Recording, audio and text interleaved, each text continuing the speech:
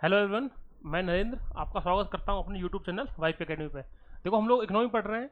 Economy में एक class हो चुकी है अपनी, उसमें नेक्स्ट क्लास पढ़ते हैं। इकोनॉमी के अंदर अपन बैंकिंग पढ़ रहे थे। टॉपिक क्या चल रहा है अपना? बैंकिंग चल रहा था। और देखो, बैंकिंग में बेसिकली अपने टाइप्स ऑफ बैंक्स पढ़ लिया था। उसमें उसके आगे रेट्स पढ़ ली थी। रेट्स में बेसिकली 2-3 रेट ही पढ़ी थी अपन ने। कौन कौन सी? रेपो, रिवर्स रेपो, CRR, वो 3 पढ़ी थी अपन ने। अब आते हैं सर नेक्स्ट रेट पे अपन। तो अपन क्या क्या पढ़ चुके हैं देखो एक लेवल पे। रेपो पढ़ चुके हैं हम, रिवर्स रेपो पढ़ चुके हैं, और आपकी CRR पढ़ चुके हैं सर हम। ये 3 रेट्स हम कवर कर चुके हैं। तीनों तीनों सर एक बार देख लेना, मिल जाएंगे अपने को लास्ट वीडियो में ना, जस्ट पहले वाली वीडियो जो ऐसे। ठीक है सर, अब आते हैं नेक्स्ट जो है अपना, जैसे SLR वगैरह वो सब पढ़ेंगे अपन ना। तो नेक्स्ट आते हैं सर अपन SLR पे। ठीक है, तो नेक्स्ट पढ़ते हैं अपन। नेक्स्ट रेट जो है अपनी वो आएगी SLR। ठीक है सर, नेक्स्ट रेट लिखते हैं SLR। देखो, SLR का मतलब क्या होता है? SLR का सिंपल सा मीनिंग होता है sir, statutory liquidity ratio. Liquidity ratio है ना। यानी कि वो रेशियो जो लिक्विड फॉर्म में होना चाहिए, बेसिकली सिंपल सा सर। यानी कि होता क्या है, जब कभी मैंने अपने लास्ट क्लास में किया था, जो CRR है वो बैंक्स को मिनिमम एक अमाउंट था जो RBI के पास सेव रखना पड़ रहा था अपने को। CRR के अंदर देखा था अपने इस चीज को। SLR क्या है? बेसिकली एक फिक्स अमाउंट है जो बैंक्स को खुद के पास रखना है। यानी जो SLR होता है वो क्या होता है? Deposit with the bank itself.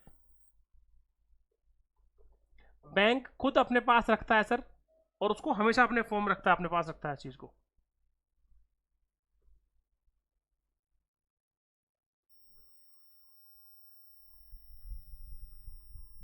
ठीक है सर ना।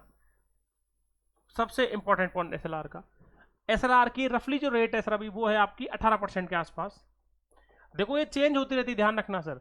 ये जो मैंने बताया था आपको, जैसे CRR, SLR, ये सब चीजें। CRR कितना था अपना? CRR था अपना 4.5%। ठीक है सर, तो CRR 4.5%। देखो दोनों में डिफरेंस क्या है बेसिकली? SLR जो है वो खुद के पास पैसा रखना है उसको, कौन से? लिक्विड फॉर्म में। यानी वो पैसा जो खुद के पास रखना है उसे लिक्विड फॉर्म में सर, SLR की रेट है उसकी 18% अभी। देखो सर, प्रैक्टिकल समझते हैं सर इस चीज को कैसा होना चाहिए। दूसरी बात सर, लिक्विड असेट्स। देखो, लिक्विड असेट्स में क्या क्या आता है बेसिकली? आपका गोल्ड आता है। गोल्ड हाईली लिक्विड होता है। यहां पर लिक्विड होने का मतलब क्या समझ रहे हो सर? ये है मुद्दे की बात। लिक्विड का मतलब है वो सारी चीजें जिन्हें आप इंस्टेंटली कैश में कन्वर्ट कर सकते हो। गोल्ड हाईएस्ट लिक्विड होता है। कभी भी देखना, जब कभी इमरजेंसी जरूरत पड़ती है, किसी भी नॉर्मल घरों में कहीं भी होता है, तो लोग जो है वो गोल्ड को गिरवी रखते हैं सुनार के पास। सुनार हैंड टू हैंड आपको पैसा देता है। जो सोने वाले डीलिंग करते हैं लोग, बिजनेसमैन होते हैं, वो आपको, क्योंकि गोल्ड वो चीज है जो इंस्टेंट बिक जाएगा। आप कभी भी किसी के पास लेके जाओ सर, वो इंस्टेंट उसकी जो भी मार्केट रेट चल रही होगी उसके हिसाब से आपको रेट लगा के दे देगा वो। किसी और चीज की उतनी रेट नहीं होती। तो प्रीसियस मेटल्स होते हैं, गोल्ड हुआ आपका, डायमंड हुआ, ये सब चीजें, ये सारी बातें हुई। तो एक तो लिक्विड असेट्स में कौन आता है? गोल्ड आता है सर आपके। सर उसके अलावा आपके पास हार्ड कैश होता है। कैश खुद अपने आप, कैश जो है वो खुद अपने आप के अंदर लिक्विड असेट्स है। कैश जो है सर खुद के पास लिक्विड, सबसे ज्यादा, सबसे हाईएस्ट लिक्विड तो कैश ही है आपका। एक बात सर, आपकी सिक्योरिटीज होती हैं सर इसके अंदर, वो सारी सिक्योरिटीज जो लिक्विड फॉर्म में कन्वर्ट हो सकती हैं। ठीक है सर, ये सब चीजें होते हैं। इन सब की फॉर्म में बैंक को अपने पास एक पर्टिकुलर अमाउंट रखना होता है। एग्जाम्पल के लिए सर, जिस किसी भी नंबर पे बैंक काम कर रहा है उसका उसे 4.5% तो रखना है। कहाँ? CRR के रूप में। कहाँ पर? RBI के पास जमा रखना है। देखो, प्रैक्टिकल समझते हैं इस चीज को।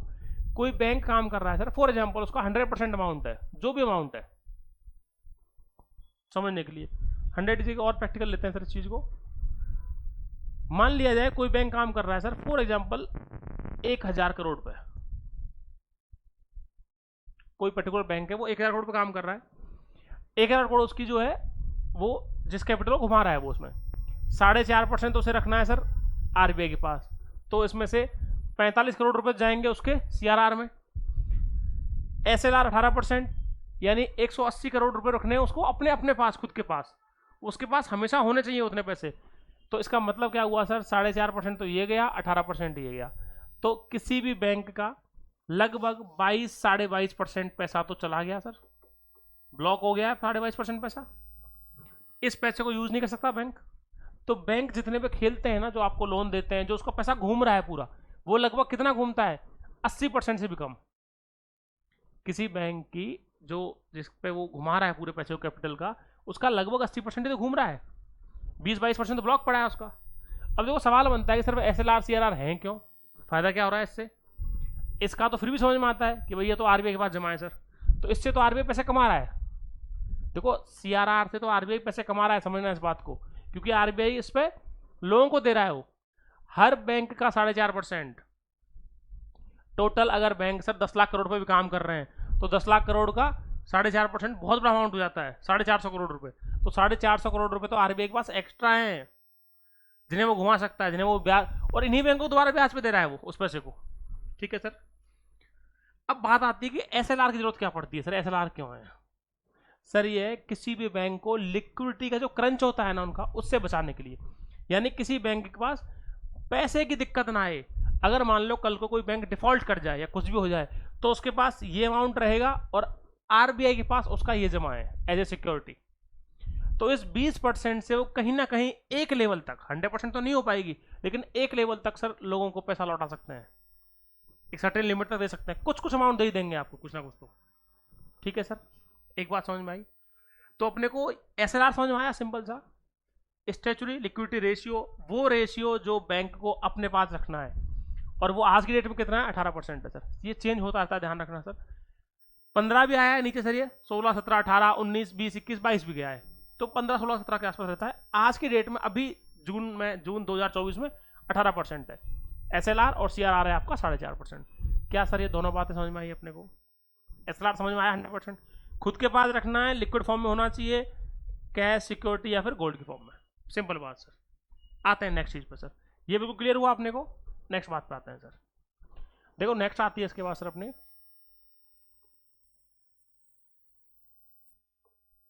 नेक्स्ट है सर अपनी बैंक रेट। बैंक रेट का मतलब क्या है सर? एक पड़ी थी अपने रेपो रेट। बैंक रेट में क्या है बेसिकली, जैसे ये आपका RBI है,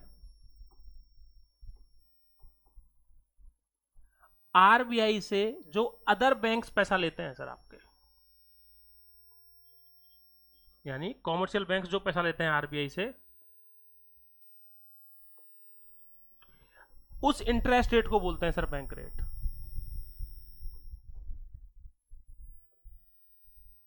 ये जो इंटरेस्ट रेट है ना, बैंक रेट, वो इंटरेस्ट रेट है जो RBI से लोन लेते वक्त कॉमर्शियल बैंक्स चुकाते हैं RBI को। अब दिमाग में क्वेश्चन आ रहा होगा सर फिर रेपो रेट क्या थी?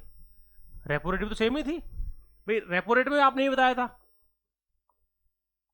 दिमाग में ये आ रहा होगा ना कि सर रेपो रेट और बैंक रेट दोनों में डिफरेंस क्या रहा, फिर तो बात एक ही हो गई सर।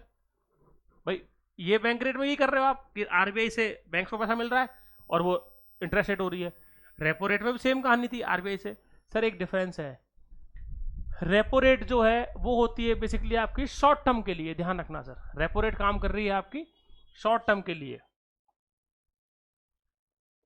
ये बेसिक डिफरेंस है। बैंक रेट काम कर रही है सर लॉन्ग टर्म के लिए। ठीक है, बैंक रेट में क्या था सर, एक चीज थी उसमें रेपो रेट के अंदर, कि रेपो रेट में आपने देखा था वो सिक्योरिटीज को जमा कर रहे थे RBI के पास में, और उसके बदले वो एग्रीमेंट कर रहे थे उससे, उन सिक्योरिटीज को दोबारा खरीदने का रीपर्चेज एग्रीमेंट था। सर बैंक रेट में वैसा कुछ नहीं होता, यानी बैंक रेट जो है वो टोटली क्या होती है, without collateral sir, without securities. ये सबसे बड़ी बात है सर इसमें। और यहां पर रेपो रेट में क्या था, सिक्योरिटीज थी सर, विद सिक्योरिटीज। ये फर्क है। तो ये दो फर्क समझ में आया अपने को बैंक रेट और रेपो रेट में। बैंक रेट में सिक्योरिटीज नहीं होती किसी तरह की, कोई कोलेटरल नहीं रखना कुछ भी, लॉन्ग टर्म में मिलता है लोन सर, लंबे टाइम के लिए लोन लेता है। शॉर्ट टर्म में लेना है रेपो रेट है सर उसके लिए, और विद सिक्योरिटीज। ये है बेसिक डिफरेंस इसका। चीज एक ही है सर, दोनों में आरबीआई से लोन ले रहे हैं, कॉमर्शियल बैंक ले रहे हैं सर। सिंपल बात समझ में आई। अब आती है बात, देखो रेपो रेट अपन ने पढ़ा था कितनी थी, 6.5% थी, कल ही पढ़ा सर।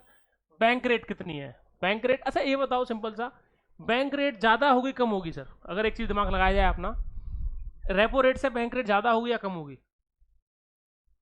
डेफिनेटली सर ज्यादा होगी उससे, क्योंकि जब कोई अगर गिरवी रखवा के सामान दे रहा है तो डेफिनेटली उससे महंगी रेट पे देगा, बिना गिरवी रखाए तो सर। तो कितनी है सर, आज की डेट में है 6.75, ठीक है, ये रेट है अभी 6.75, ये रेट है सर, इस रेट पे आपकी बैंक रेट चलता है अभी। अब सवाल दिमाग में आ रहा होगा सर, फिर बिना कोलेटरल रखाए, बिना सिक्योरिटीज के, अगर बिना कुछ गिरवी रखाए बैंक लोन दे रहा है, आरबीआई लोन दे रहा है, और बैंक ना चुकाए तो सर वो बैंक है, विजय माल्या नहीं है लेके भाग जाएगा। बात समझ रहे हो, विजय माल्या नहीं है वो कि देश के बाहर चला जाएगा, बैंक है वो, रहेगा वहां। और ये लोन किसके बेस पे मिलता है उसको, उसकी क्रेडिट वर्दीनेस के बेस पे, यानी बैंक रेट जो काम करते हैं ना, वो कार्य करते हैं सर आपके उसकी साख के ऊपर, क्रेडिट वर्दीनेस।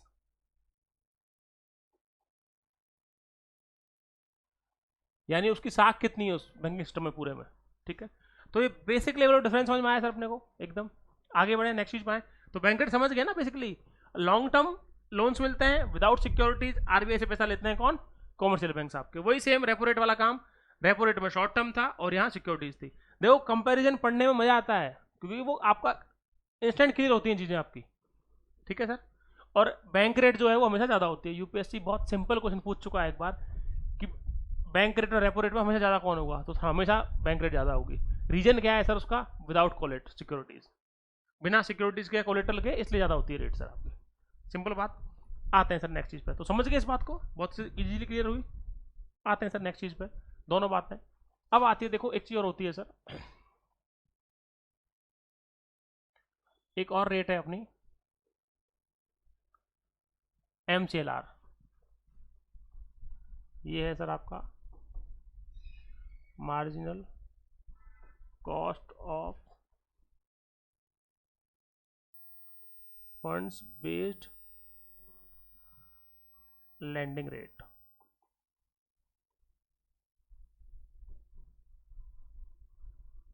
ठीक है।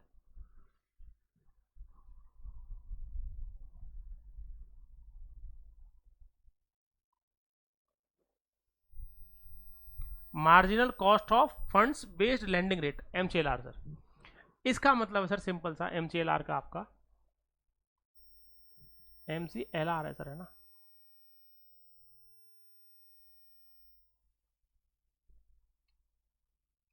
इसका मतलब होता है ये मिनिमम रेट ऑफ इंटरेस्ट होती है जो बैंक चार्ज करता है किसी भी कस्टमर से। यानी MCLR जो है वो क्या हुई sir, minimum interest rate,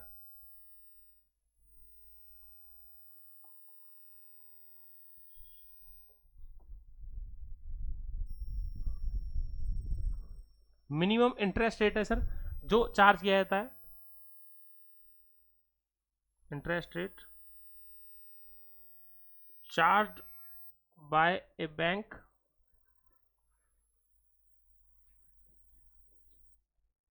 from its customers. यानी सर इस रेट से नीचे वो लोन नहीं दे सकता किसी को भी, ये मिनिमम इंटरेस्ट रेट है, सबसे कम ब्याज की दर है सर आपकी। बेसिकली MCLR जो है वो पहले के सिस्टम में जो आपका बेस रेट हुआ करती थी ना, वही है सर, ध्यान रखना ये। बस इसमें थोड़े से फैक्टर ज़्यादा यूज कर लिए हैं अभी, तो उसको चेंज करके MCLR बना दिया गया है, ये ध्यान रखना। पहले जो बेस रेट हुआ करती थी, बेस रेट वही थी कि मिनिमम इससे नीचे रेट पे लोन नहीं देंगे किसी को भी, लेकिन बेस रेट में क्या था, बेस रेट थोड़ा इंटरनल फैक्टर था। MCLR में फैक्टर्स बहुत सारे काम कर रहे हैं सर, इतना सा फर्क है, बस इतनी सी बात है बेसिकली, और ज़्यादा कुछ चेंज नहीं है। MCLR जो है बेसिकली आपका, अब देखो MCLR जो है वो फिक्स नहीं हो सकता, हर बैंक का अलग अलग होता है, प्राइवेट बैंक का अलग है, पब्लिक बैंक का अलग है, और उनमें भी डिफरेंट है।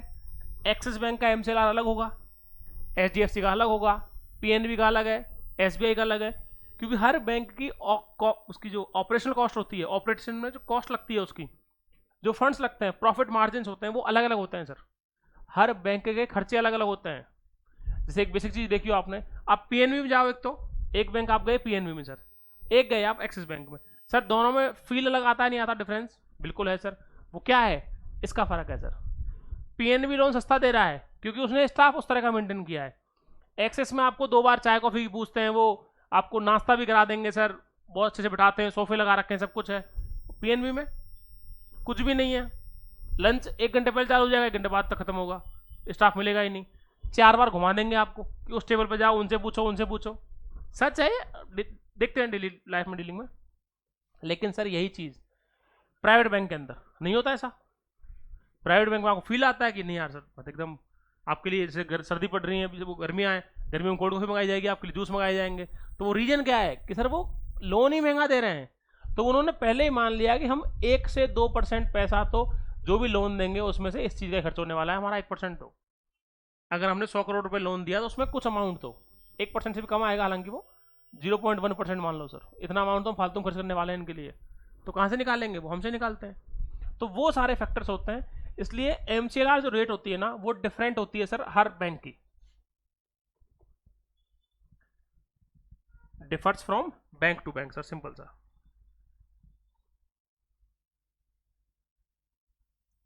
है ना। हर अलग अलग बैंक के लिए डिफर होती है सर, अलग होती है, अपनी अपनी बैंक की अलग अलग होती है। तो एमसीएलआर समझ में आया अपने को बेसिक लेवल पे, बिल्कुल सिंपल लेवल पे सर, कि एमसीएलआर है क्या। आते हैं सर नेक्स्ट बात पे।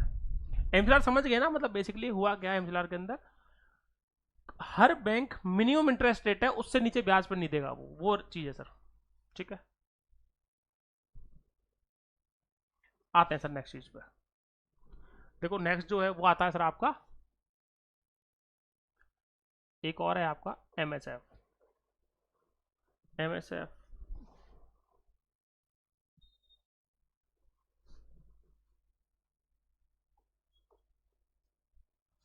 Marginal standing facility sir.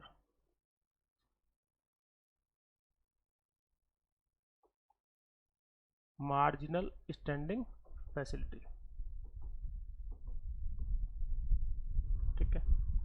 यानी कि जब कभी भी बैंकों को ओवरनाइट लेंडिंग करनी होती है आरबीआई से, अपनी लिक्विडिटी को एडजस्ट करने के लिए, बेसिकली जो एमएसएफ है आपकी, वो ओवरनाइट लेंडिंग वाली कंडीशन है सर।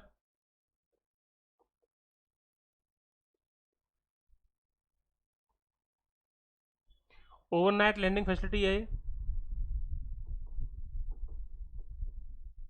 किसके अंडर में? ये काम करती है किसके अंडर में? अंडर एलएएफ,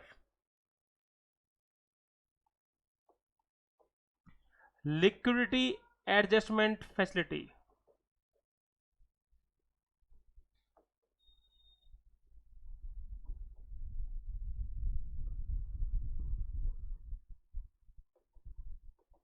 यानी सर आरबीआई ने एक ऑप्शन दिया हुआ है कि आप एसएलआर वगैरह मेंटेन कैसे करोगे। मान लो किसी को ऐसा हुआ कि उस दिन किसी बैंक में पैसा जमा कम हुआ है, उससे लोग ले ज़्यादा गए सर, पॉसिबल है, हो सकता है, हो सकता है ना 30 दिन में से एक दिन ऐसा हो जाए सर।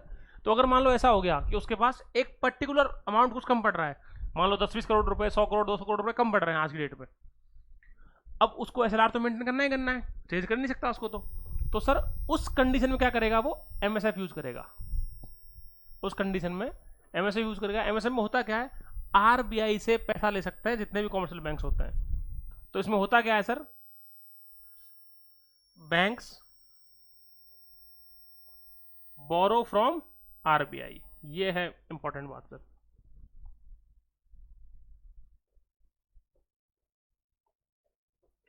आरबीआई से पैसा लेते हैं बैंक्स, ओवरनाइट लेंडिंग फैसिलिटी है, इमरजेंसी के अंदर उसको 1 दिन के लिए पैसा चाहिए, 2 दिन के लिए चाहिए, तो उस टाइम कंडीशन में उसको बैंक्स बोरो करते हैं आरबीआई से सर। ये है आपकी एमएसएफ। अब एक सिंपल चीज सर, एमएसएफ जो है वो रेपो रेट से ज्यादा होगी कम होगी सर?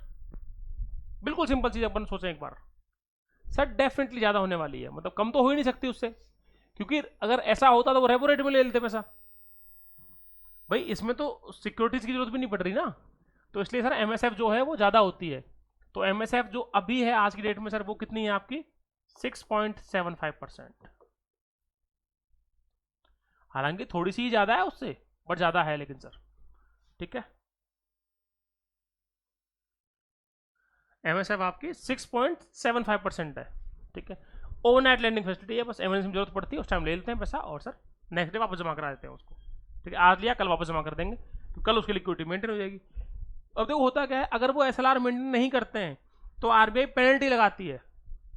कई बार सुनने में आता है ना, रिसेंटली भी देखा था यस बैंक में पेनल्टी लग गई थी सर, इस पर आईसीआईसीआई भी लगी थी पेनल्टी। तो वो रीजन वही है कि वो इंटरनली इन सब चीज़ों को नहीं मान रहे होते हैं, या कुछ उन्होंने कुछ भी मेंटेन नहीं कर पाए। एलएएफ ध्यान रखना, ये विंडो देता है कौन, आरबीआई, लिक्विडिटी एडजस्टमेंट फैसिलिटी, एक फैसिलिटी दे रखी है आरबीआई ने खुद ने, तो उसके अंदर में एमएसएफ आती है। ठीक है सर, समझ में आया बिल्कुल बेसिक लेवल पे। ठीक है, आए नेक्स्ट चीज़ पे सर, नेक्स्ट पे आते हैं सर। एमएसएफ समझ में आया, अपने बेसिक लेवल पे है सर बिल्कुल ना। नेक्स्ट लिखे हैं सर अपन, एक और रेट है अपनी मिबोर। ये है sir basically Mumbai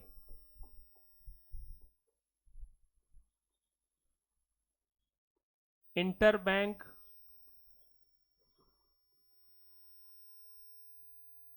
offer rate, Mumbai inter bank offer rate. यानी कि ऐसा हो, मान लो ये कोई एक बैंक, एग्जांपल सर एक्सेस, ये आपकी फॉर एग्जांपल पीएनबी, इनको सर आपस में पैसा लेना है, आपस में पैसा लेना है। यानी ये जो मिबोर है आपकी, ये क्या है बेसिकली इंटर बैंक रेट है सर। इसको एक बार को सर ऐसे हटाते हैं, मिबोर जो है बेसिकली वो क्या हुई, बैंकों के बीच में इंटर बैंक इंटरेस्ट रेट है सर।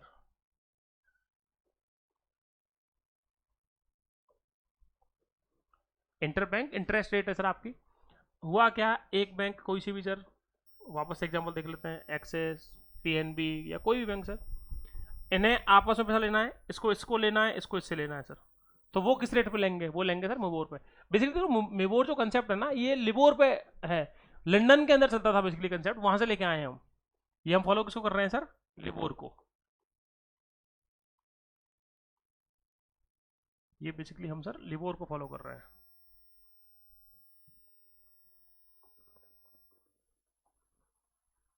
लिबोर कंसेप्ट को फॉलो करते हुए हमने मिबोर बनाया है। क्योंकि देखो, अच्छा मुंबई क्यों लिखा है इसका मेन रीजन सर, ये क्यों मुंबई क्यों है, क्योंकि सर आरबीआई का हेडक्वार्टर कहां पर है, मुंबई में, तो आरबीआई का हेडक्वार्टर है भैया मुंबई में। इसीलिए तो देश की फाइनेंशियल कैपिटल बोला जाता है मुंबई को, क्योंकि हेडक्वार्टर है आरबीआई का, शेयर मार्केट है पूरा वहां पे, सेंसेक्स जो है आपका पूरा, तो सब चीजें वहीं पे काम करती हैं, मूल्य आपकी इकोनॉमिक एक्टिविटी पूरी पूरी वहीं हो रही है आपकी सारी, है ना। जब कभी बैंकों को आपस में लेन देन करना होता है, एक दूसरे बैंक से पैसा लेना है, सब कुछ करना है, तो उसकी इंटरेस्ट रेट क्या है सर आपकी, बेसिकली मिबोर है आपकी। एक बात क्लियर, आते हैं सर नेक्स्ट बात पे। देखो नेक्स्ट चीज जो है वो है सर अपनी, अच्छा मिबोर की रेट कितनी है अभी, तो उस पर आते हैं सर। मिबोर जो है आपकी वो रेट है 7.3%। हालांकि ये चेंज होती है, ध्यान रखना सर, डेली ये अपडेट होती है, रेगुलर बेस पे अपडेट होती है, 24/7 अपडेट होती रहती है ये। 7.3 के आसपास, 7.34, 7.23 वो चल रहा है, तो 7.3 है सर। हम जब आज रिकॉर्ड कर रहे हैं इस वीडियो को, तो आज 7.3 है उसकी रेट सर, सिंपल सा है ना। एक बात, यानी इस इंटरेस्ट रेट पे वो आपस में इंटरबैंक ट्रांजेक्शन हो सकती है, इंटरबैंक ट्रांजेक्शन इस रेट पे हो सकती है सर मेबोर का। ये हुआ सिंपल सा। तो अपने को सर एक लेवल पे सारी रेट समझ में आई, CRR SLR, उससे पहले रेपो, रिवर्स रेपो, उसके बाद फिर अपन ने आपकी MSF है, MCLR है आपकी, ये जैसे मिबोर करी है अपन ने, आपकी बैंक रेट करी है अपन ने, ये सारी सारी रेट समझ में आई सर बिल्कुल क्लियरली सब कुछ। और वीडियो जाकर दोबारा देखना, उसमें समझ में आएंगी अपने को, नहीं आती है कमेंट करें सर, दोबारा डाउट क्लियर करेंगे उस चीज़ का, कमेंट, और सीरियसली कमेंट पढ़ते हैं हम लोग, ऐसा नहीं है सर, है ना। आते हैं सर नेक्स्ट बात पे। अब देखो ये तो हुई अपनी इंपॉर्टेंट रेट्स खत्म सर, है ना, ये तो इंपॉर्टेंट रेट्स की बात हुई पूरी। अब आती है इसमें कुछ बातें और हैं जिनका मतलब निकलता है सर, जो काम की चीज़ें, जैसे आपका होता है सर एक चीज़, इसमें एक CAR होता है sir, capital adequacy ratio sir.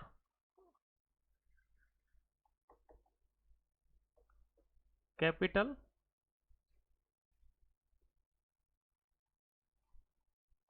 Adequacy ratio, ठीक है, ये हुई एक बात। अब आती बात, इसका मतलब क्या है सर, इसी को CRAR ही बोलते हैं, ध्यान रखना सर। इसी का दूसरा नाम क्या है? CRAR। इसका मतलब होता है CRAR का सर,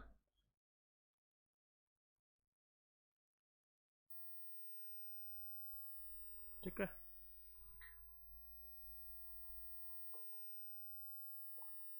कैपिटल टू रिस्क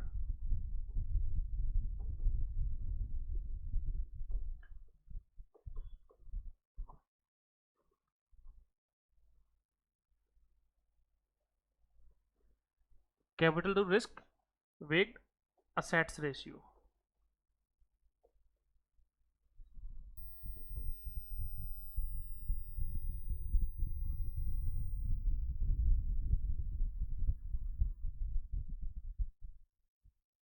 ठीक है sir, capital to risk weight assets ratio या फिर आपका कैपिटल एडिक्वेसी रेशियो। अब उसका देखो मतलब क्या है, बिल्कुल आसान उसमें सर, जो भी बैंक की कैपिटल है उस कैपिटल में से रिस्क असेट्स कितने हैं सर, ये है इसका सिंपल सा मतलब।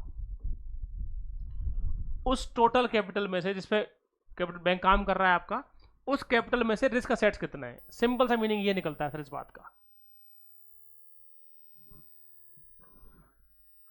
अब देखो इसको एग्जांपल के लिए कर लें, मान लो कोई बैंक काम कर रहा है सर किस पे, 100 रुपए पे, जो भी अमाउंट है सर 100, एक प्योरली एग्जांपल है, ध्यान रखना 100 पे काम होता नहीं है कुछ भी ना। तो उसमें रिस्क असेट्स कितने होने चाहिए सर, ज़्यादा होने चाहिए कम होने चाहिए? सर रिस्क असेट्स हमेशा कम होने चाहिए। जितने रिस्क असेट्स कम होंगे बैंक उतना प्रॉपर काम करेगा। रिस्क असेट का यहाँ पर सिंपल सा मतलब क्या है सर, वो सारे असेट्स जिनमें डूबने के चांस कम है। रिस्क असेट्स कौन से होते हैं, डूबने के चांस ज़्यादा होते हैं, ठीक है। तो रिस्क असेट्स कम से कम होने चाहिए, तो यहां मान लो ये मिनिमम होने चाहिए सर, एक नंबर मिनिमम होना चाहिए सर ये, ठीक है। या फिर इसको और एग्जांपल के लिए देख लें सर, तो वो क्या निकल के आएगा, मान लो कहीं मान लो किसी को उसमें 20% है, किसी उसका 20% रिस्क असेट्स हैं, तो CR कितना निकल के आया यहाँ पे, 5। एक कंडीशन सर, CR 5 निकल के आया ना यहाँ पे। दूसरी बात, मान लो किसी उसमें ऐसा है 100 है, ये तो हुई एक कंडीशन। बी में कैसा है सर, वहां पे 10 ही है, तो CR कितना हुआ, 10 हुआ।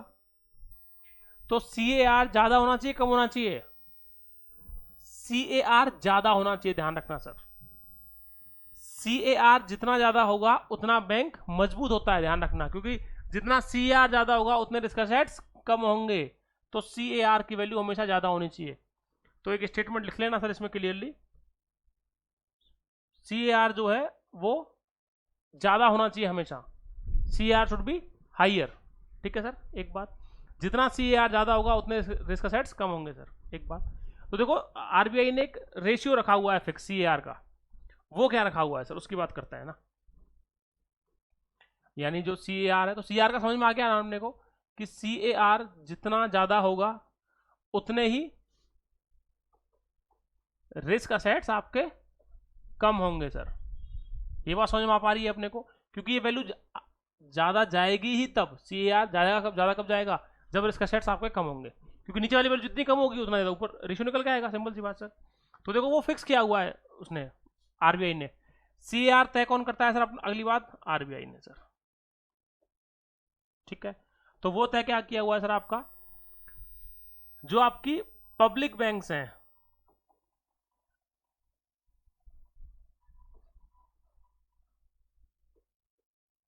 उनके लिए क्या हुआ है सर, 12%। पब्लिक सेक्टर बैंक्स के लिए 12% है ना, और किसके लिए, जो आपकी शेड्यूल्ड कॉमर्शियल बैंक्स हैं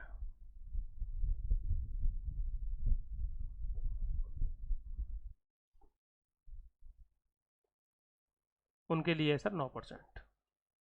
ये ध्यान रखना, ये मिनिमम है, ये ध्यान रखना सर। ये दोनों दोनों कितने हैं, मिनिमम है सर, मिनिमम, इससे कम नहीं जाना चाहिए, ये भी मिनिमम है सर। यानी मिनिमम 9% इन्हें मेंटेन करना पड़ेगा कॉमर्शियल बैंक्स को, और पब्लिक सेक्टर बैंक्स को करना पड़ेगा आपका 12%। सिंपल सी सर, बिल्कुल बेसिक लेवल पे। और ये जो है आपका, ये पूरी कहानी किसमें दे रखी है सर आपकी, जैसे RBI जो है दो क्वेश्चन कैसे बनते हैं, CAR तय कौन करता है, तो आंसर है सर RBI तय करता है, सिंपल क्वेश्चन। नेक्स्ट स्टेटमेंट बोल देंगे वो ये चीजें सर, ये वाली, या फिर इसी बात को घुमा के दे देंगे कि CAR जितना कम होगा उतना बैंक बेनिफिट होता है, सर उल्टा है स्टेटमेंट, ध्यान रखना। CAR जितना ज्यादा होगा बैंक्स के लिए उतना बेनिफिट है, क्योंकि CAR जितना ज्यादा होगा रिस्क असेट्स उतने कम होंगे, जितने रिस्क असेट्स कम होंगे बैंक उतना ज्यादा मजबूत रहेगा सर, क्योंकि उसके पास कैपिटल रहेगी। रिस्क असेट्स तो NPA बन जाएंगे ना बाद में, वो चीज़ है सिंपल सी। तो समझ में आया अपने को बेसिक लेवल पर सर एक चीज़, इसमें कोई डाउट कैसा भी? ठीक है सर, आगे बढ़ते हैं, नेक्स्ट चीज़ पाते हैं ना। तो ये हुई एक सिंपल सी बात सर। नेक्स्ट आता है, देखो नेक्स्ट चीज़ और है सर, इसमें एक पॉइंट और है ऐसा ही। CAR समझ में आ गया आपने 100%। अब आते हैं सर एक चीज़ पे और नेक्स्ट। देखो नेक्स्ट है अपना जैसे PSL नॉर्म्स। देखो बैंकिंग में इस तरह ही चीज़ें हैं, अब क्वेश्चन ऐसे ही आते हैं PSL नॉर्म्स क्या है। तो PSL का मतलब होता है सर यहाँ पे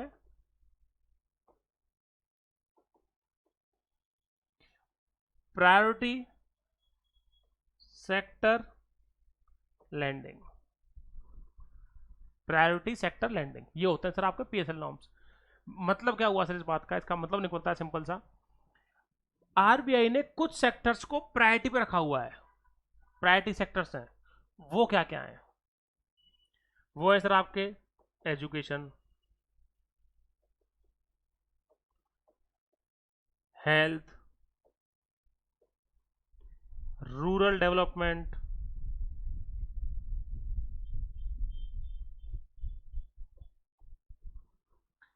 एग्रीकल्चर, सोशल सेक्टर।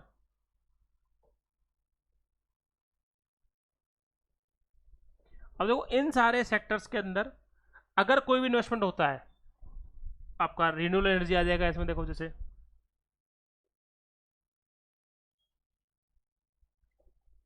इनके अंदर अगर कोई भी इन्वेस्टमेंट होता है किसी भी तरह का, तो सर वो सबका सब आपका प्रायोरिटी सेक्टर में आता है बेसिकली ना। ठीक है, हेल्थ वेल्थ सब चीज़ें, वीमेन एम्पावरमेंट हो गया, वो सब चीज़ें, यानी वो सारी बातें जिनके अंदर किसी भी तरह की ये सब चीज़ आती हो आपकी। विलेज इंडस्ट्रीज हो गई, MSME हो गया सर इसमें, जैसे MSME आ जाएगा आपका बेसिकली। ठीक है,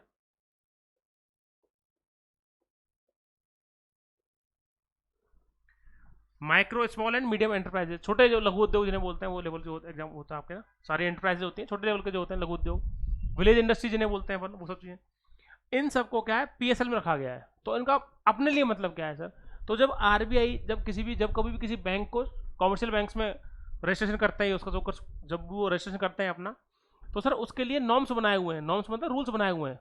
रूल्स में क्या है, जितने भी कॉमर्शियल बैंक्स हैं, जो भी शेड्यूल्ड कॉमर्शियल बैंक्स हैं, उन शेड्यूल्ड कॉमर्शियल बैंक्स को अपने टोटल जो भी वो लैंडिंग कर रही हैं, मान लो किसी बैंक ने 1000 करोड़ रुपए की लैंडिंग करी है, तो उसमें सर मिनिमम 40%, तो रूल क्या है RBI का, 40%।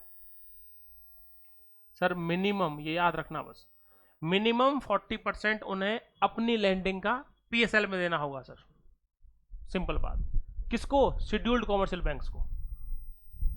जितनी भी शेड्यूल्ड कॉमर्शियल बैंक्स हैं उन बैंक्स को सर मिनिमम 40% जो अमाउंट है वो कहाँ देना होगा, आपका PSL के अंदर देना होगा, इन सब सेक्टर्स में देना होगा। ठीक है, यानी ऐसा नहीं है कि सर पूरा पूरा पैसा आपने अंबानी साहब को दे दिया, अंबानी अडानी या कोई भी पूरे पूरे उनको दे दिया और बाकी सबको मना कर दिया, सर ये प्रायोरिटी है। ठीक है, 40% तो है किसके लिए, शेड्यूल्ड कॉमर्शियल बैंक्स के लिए, जो भी शेड्यूल्ड कॉमर्शियल बैंक्स हैं उनके लिए तो 40% है सर, ध्यान रखना। कॉमर्शियल बैंक्स के लिए तो 40% है, इनके लिए तो 40%।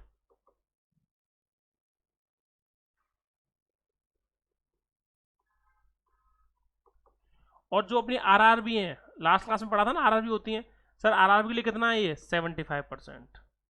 क्योंकि 70 RRB का मतलब क्या है, रीजनल रूरल बैंक।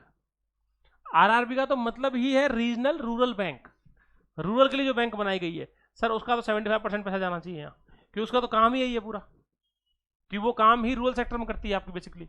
ये हुई सिंपल सी बात सर। तो अपने को एक लेवल पे सर PSL समझ में आया अपने को, प्रायोरिटी सेक्टर लैंडिंग, सिंपल चीज़ है बिल्कुल। ये प्रायोरिटी सेक्टर तय किए हुए हैं, 40% मिनिमम रखना है किसको, कॉमर्शियल बैंक्स को, और RRBs को रखना है आपका 75%। ये हुई बेसिक बात। तो अपने को एक लेवल पे जो आज अपने पढ़ा वो समझ में आई सर, सारी रेट्स हुई आपकी, CAR हुआ और ये हुआ। देखो इकोनॉमी में क्वेश्चन डायरेक्टली क्वेश्चन आते हैं उसमें इस तरह से, तो इसलिए अपने को वो कंसेप्ट समझ में आना चाहिए बस, और क्वेश्चन उन कंसेप्ट पे ही आते हैं। आप CDS का उठाना कभी एग्जाम, CAPF का, इवन सिविल्स का भी, IAS का भी, उनमें क्वेश्चन यही पूछ रहे हैं वो। इकोनॉमी में फैक्चुअल क्वेश्चन नहीं आते बिल्कुल भी, नंबर नहीं पूछते कभी वो सिर्फ ये पूछते हैं उसका कंसेप्ट क्या है, उस कंसेप्ट पे स्टेटमेंट होते हैं बस, 1 2 3 4 बातें होती हैं, बस वो समझ में आनी चाहिए आपको सर। ठीक है, तो डेफिनेटली अपने को बात समझ में आई होंगी। जहां कहीं डाउट आ रहा हो सर, वीडियो पॉज करके देखें, दोबारा देखें उस चीज़ को। इन केस नहीं क्लियर होता है कमेंट करके बताएं, डेफिनेटली उस चीज़ को दोबारा डिस्कस किया जाएगा क्लास में, और कभी करके देखना, डेफिनेटली करेंगे सर उस चीज़ के लिए, उसके लिए बैठे हैं हम लोग यहाँ पे। ठीक है सर, और मैक्सिमम लोग जो हैं इसको रीच को पहुँचाएं मैक्सिमम लोगों तक, आपके और भी जो फ्रेंड्स हैं, दोस्त हैं अपने, उन सब लोगों को पहुँचाएं, जिससे कि उनका औरों का बेनिफिट भी हो सके सर इस चीज़ से। ठीक है सर, मिलते हैं नेक्स्ट वीडियो में और कंटेंट के साथ में, बैंकिंग की और चीज़ डिस्कस करेंगे आगे ना। ठीक है सर, ओके, थैंक यू।